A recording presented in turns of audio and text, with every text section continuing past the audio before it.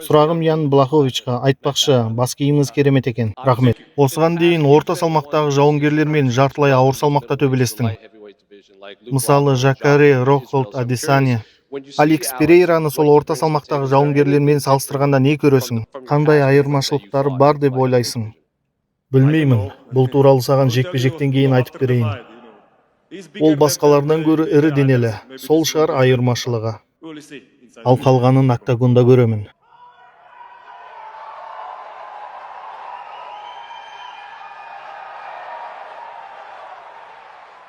Сұрағым Алекске. Ян бұған дейін орта салмақтағы жауынгерлермен жақсы төбелесті.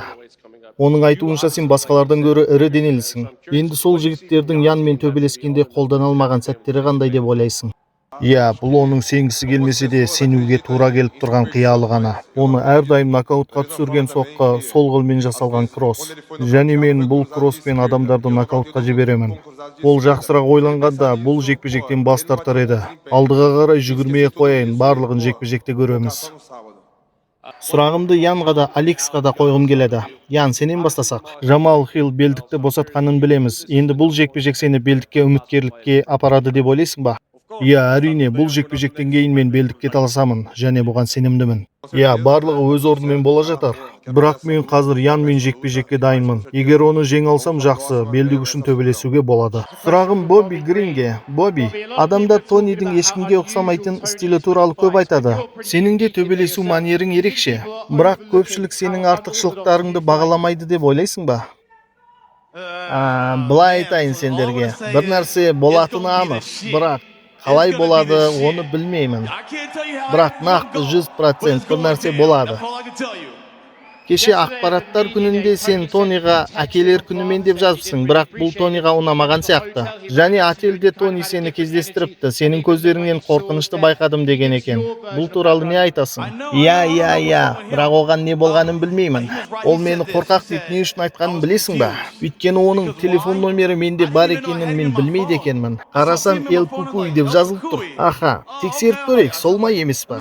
Бұл Эл Кукуй ма деп жаздым мен. Ол маған бақытты әкелер күнімен деп жазып жіберіпті. Бұл сенің қарсыласың, сен менің кім екенімді білесің бе нақты? Ал ол болса ешқандай жауап қайтармады. Мен оған бақытты әкелер күнімен деп жазып жібердім. Оның қандай қорқыныш туралы айтып тұрғанын түсінбедім. Сондықтан Тони менімен көз түйістіруі керек. Сұрағым Тониға. Тони, сен осы уақытқа дейін жеңіл салмақтағы талай мықтылармен төбелестің. Бірақ Бобби да UFC-де біраздан бері өнер көрсетеді. Енді Боббидің өнерін қалай бағалайсың? Иә, мықты жауынгер. Ол бұл жекпе-жекті қабылдады. Сондықтан UFC 291-де менің төбелесімді көре аласыздар. Басқа айтарым жоқ, мен бұл жерге көп сөйлеу үшін келген жоқпын. Боббидің айтуынша сен оның көздеріне тағы да бір рет қарауың керек сияқты. Қорқынышты көргеніңе сенімдісің бе? Иә. Құры бар, не айтып отсың сен? Көздерің көрмей ма не? Арасында көзілдірігіңді шешіп тұрсашы, әйтпесе соқыр боп қаларсың. Бобби, сен көп аласың өзіңе. Сұрағым Дастин мен Джастинге бағытталады. Бұл жекпе-жек әрине сендер үшін өте маңызды. Бірақ екеуің де жеңіл салмақтың уақытша чемпионы атандыңдар. Енді BMF чемпиондық белбеуі UFC чемпиондық белбеуінен артық деп ойлайсыңдар ма?